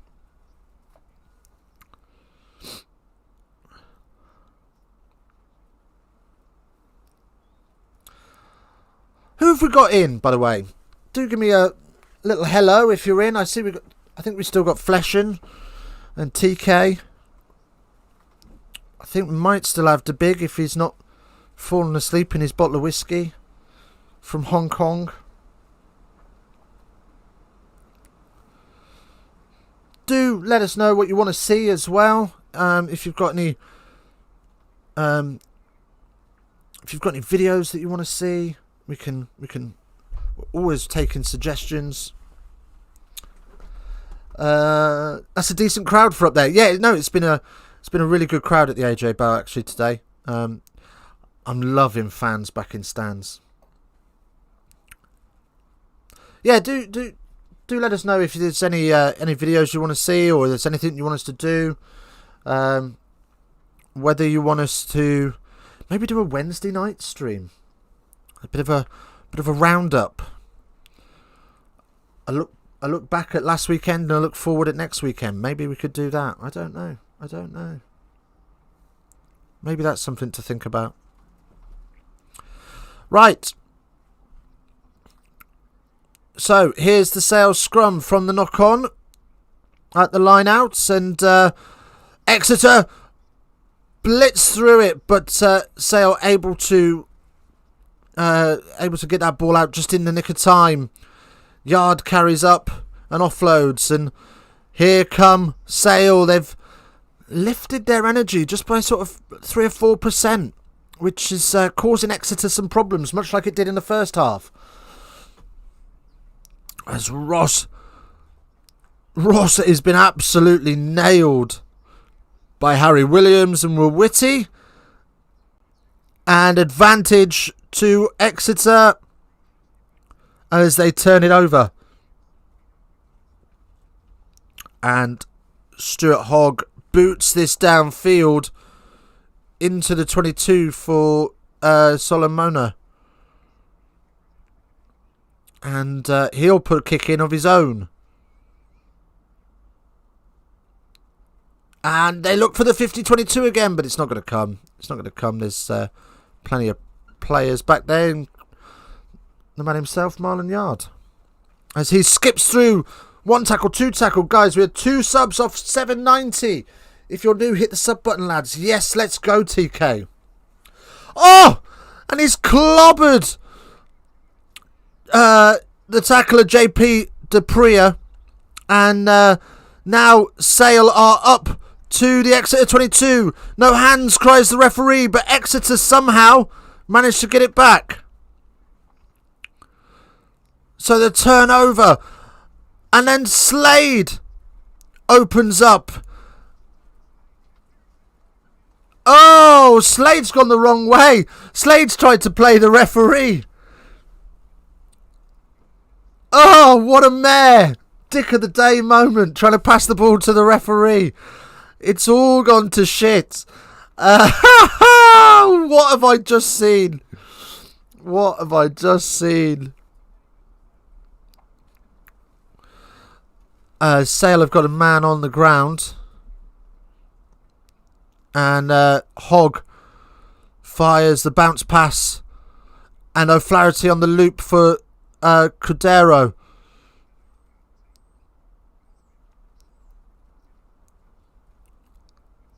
Wow, all the best play designs from the coaches has been thrown out the window by the last 5 minutes of rugby being played, and the referee will blow his whistle for a Sale penalty, holding on.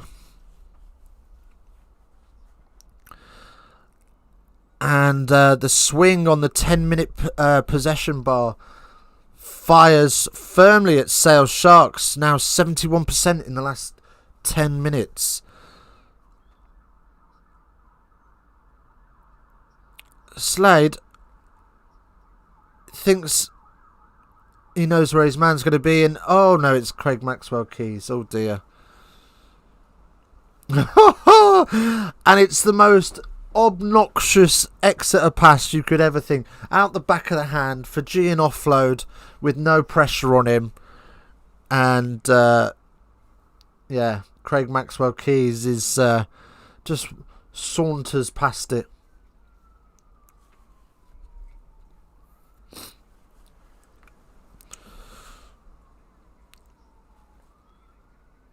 And there you go. Off comes Dupree's for Birch, and off comes Solomono for Wilkinson.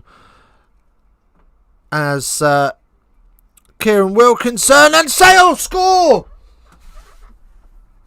Oh! Out of nowhere, Sale get the score. Just a little loop.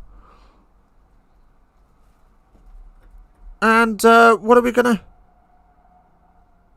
On field, it's a try. We're just going to check he's not in touch. That's a great blindside run there. Sucks in two defenders. Oh, he's in touch. Oh, I need to have a look at that. That's tight. I think he's in touch there. Oh, rock and roll that frame for me. Commentators think it's going to stand. I'm not so sure. Oh, and the touch judge's foot gets in the way, so you can't see the down the line out.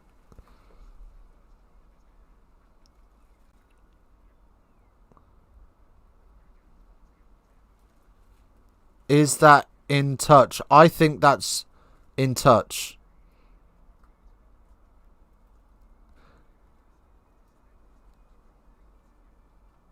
Well, Ben Kay, I think it's Ben Kay on comms, is saying that it's not conclusive enough. It must be given. That's proper close, isn't it, Fleshen? Yep, it's given. Nothing conclusive enough to say no. Sale get the try. Oh, this could get close. 10 minutes to go. 10 points the difference. Conversion to come. Could be an 8-point game. I mean, it's still 2 scores. As and this is no gimme. This conversion. As it... Oof. It looked like he'd put the perfect fade on that. And as it got about halfway, the wind got a hold of it. And it sailed wide on the far side. So 10 points the difference. Still a 2-score game. Exeter won't be feeling too worried against the 14 men of Sale just yet. Welcome in if you're new to the stream, by the way. Thanks for joining us. We've got 9 minutes of the game left, and we're 4 likes away from our 10-like target. Can we manage it? If you're new in, be a little gem and smash that little like button down there for me. And if you're super nice, we're 2 subs away from 790. So go on, be cheeky. Give that little red button a tap, and don't be notified whenever we go live. Right.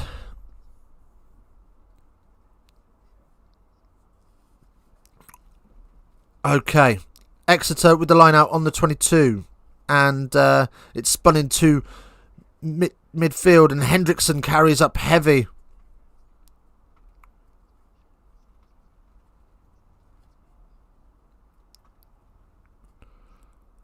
Exeter just working the ball backwards and forwards through midfield, looking to find a hole as Townsend is held up in the tackle but manages to somehow get to the ground. Bloody 15 isn't looking great now. No. You never know. You never know. There's still time. As Exeter continue to attack, and O'Flaherty hoists that over the top, and the crowd think it's gone forward. It doesn't matter anyway because it's holding on from the Exeter tight head. Well.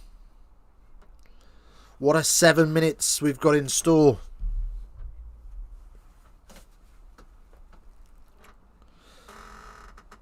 Sale then to kick downfield. A bit of a banana kick to try and get a bit more distance on it.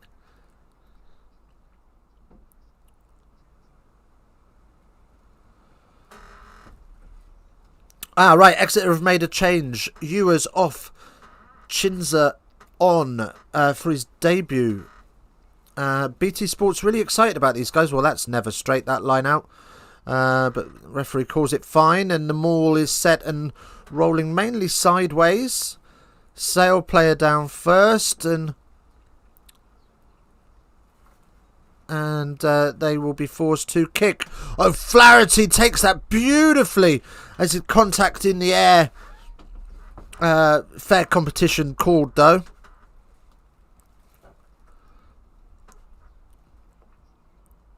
As these Exeter percentages continue to dip in the old polls, 54% of you now think that Exeter are going to win this, and 46 Sale.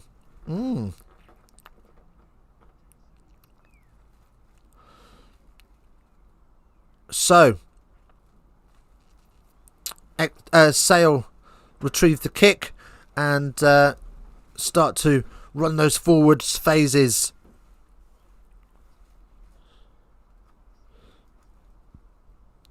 And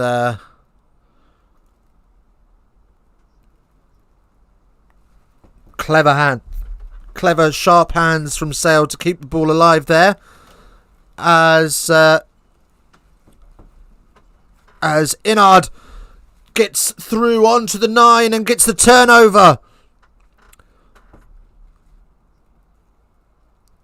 And somehow Sale get a turnover back themselves. As Exeter struggle to bring down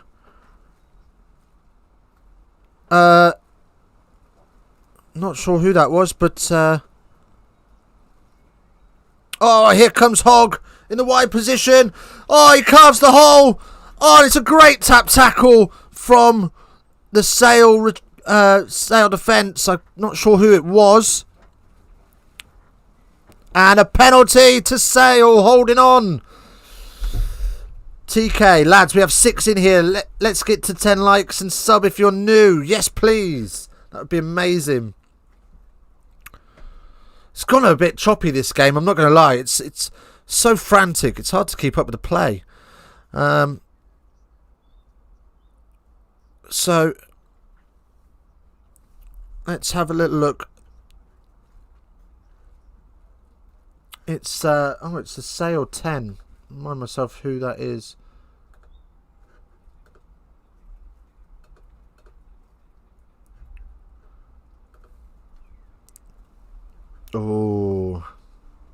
That doesn't look good for Dupree's. And he just lets go of the ball as he lands, and he instantly runs towards the touchline as the breakdown concludes. So, he's not in a good place. He's still on his knees, and as I say that, he gets back to his feet. But yeah, no, he's not in a good way, and Sale are preparing for the change. Most consecutive home wins for Sale was 8 back in February, between February 2001 and present. Looks like that reign is coming to an end.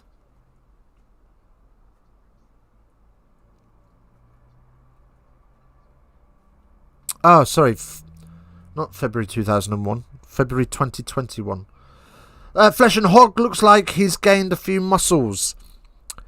I think he's. I think he has beefed up a little bit. He does look a bit more hench, but it hasn't killed his speed. He's still got those wicked fast feet.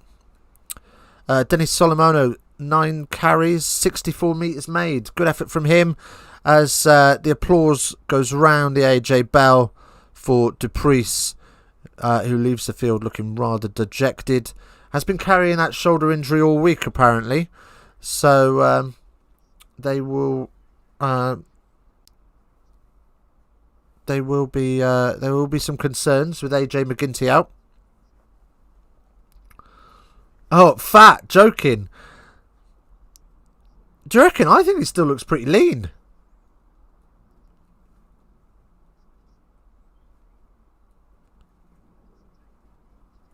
I'm going to have another look at him now. Must be getting on some of that Exeter billetong. Oh, and seatbelt tackle from Armand. So it's a penalty advantage only. And Sale kick down the line. And they opt. What have they got? They've got the choice of a penalty or the line out.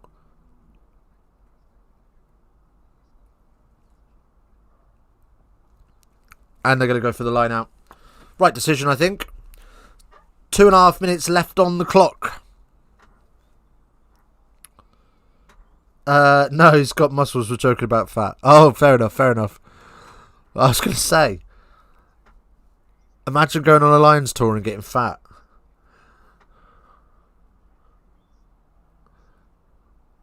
Mind you, playing for Exeter, he's probably got some conspiracy theory jacket on underneath his shirt, hasn't he? Right, so the Moor's gone to shit, and Townsend trying to dig the ball out, and Exeter trying to counter ruck, and it's got rather messy on the floor there, but Sale just about able to recycle that as they clean things up with a pick and go. Big carry from the forwards then. Makes a metre or two. And again, Sale trying to find a hole, so they go to the boot with a grubber, and O'Flaherty reads it well and picks it up, but he's just 2 metres off his own try line when he's taken down. And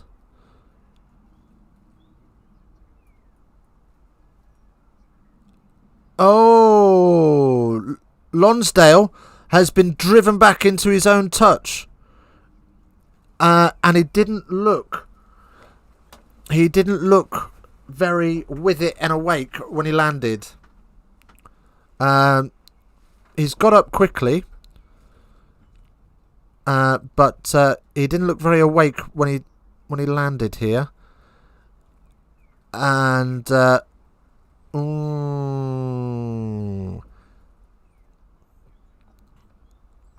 it is contact with the head again. Actually, quite impressed with Sale this game, says Fleshin. Not wrong, buddy. They've been all right, haven't they?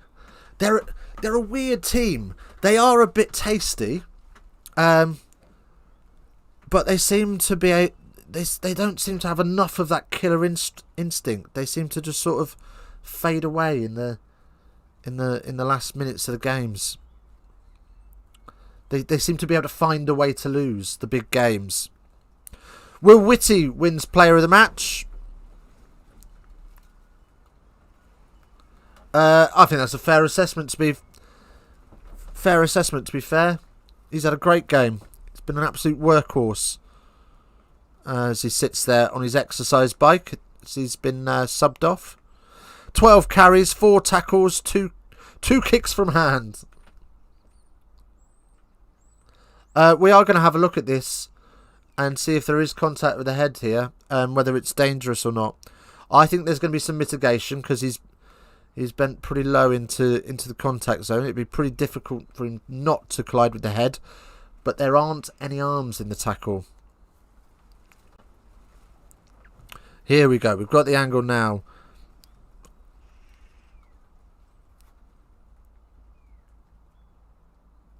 So we. Oh no, we're just.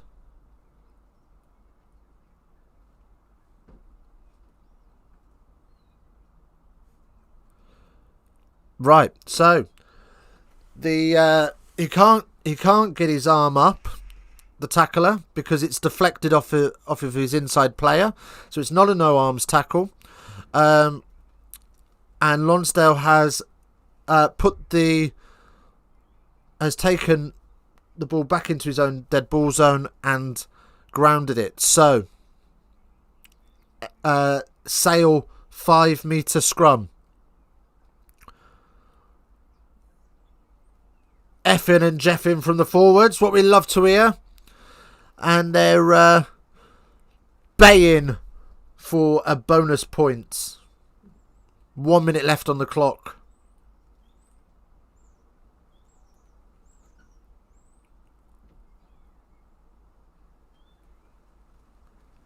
And the ball comes in, and Exeter start to roll this, but it squirts out the back.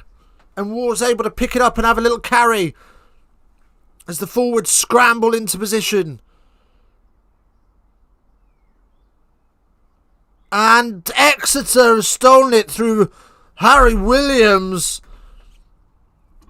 And 30 seconds left on the clock.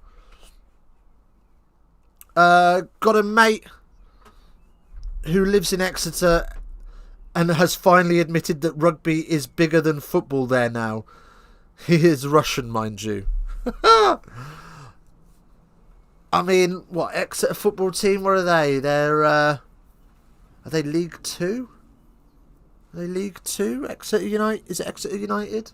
Can't remember. Yeah, that's definitely their sporting commodity, isn't it? Rugby now. Especially when you've got... who else have you got down there? Cornish Pirates as well. They're local to them, aren't they? And you've got a few other West Country teams not too far away. Yeah, I would say. This feels good after those last two games, says Gromit Mug. Welcome in, Gromit. You've been quiet. Thank you as well to the likers. Got us to 7 as the clock ticks past 80, and Exeter are going to look to kick this out now, surely. As well, Sale not giving up on it, so they try and counter ruck. Yep, Cornish Pirates are a feeder team now for the Chiefs. And Flaherty fires this back to Hogg, who puts the late shot in. Oh, sorry, it was Slade. And, yeah, kick had well gone. The kick had gone very, well, a few seconds before. And Sales still put the shot in. So we've got a few handbags to finish off the game. Bit of a sour end to that one. As Craig Maxwell Keys tries to get things back under control and blows the full-time whistle, and then it's all handshakes and hugs. Good to see. Right, there we go. Oh, Liverpool Man City. So Exeter pick up their first Prem win of the season. And, well, I'm a bit surprised how poor Exeter have started, but I'm sure that is going to be the turning point for them, and they're going to get back on top of things. Right. Anyway, that is it for this weekend of rugby. I might do a stream Wednesday night and just look back at the weekend, and I look forward at next weekend. We'll see. I'm not sure what I'm going to be able to stream this weekend. I'm definitely going to be about on Friday night, I think. I'm not going to be about on Saturday. I'm in Birmingham Saturday. And Sunday we'll see what we can do. But if not, we will see you soon. Thanks for joining us. Thanks for the likes. Thanks for the subs. You've been amazing as always. Thanks for the chat. It's been emotional. And as always, face down, ass up. That's the way we like to ruck. We'll see you soon.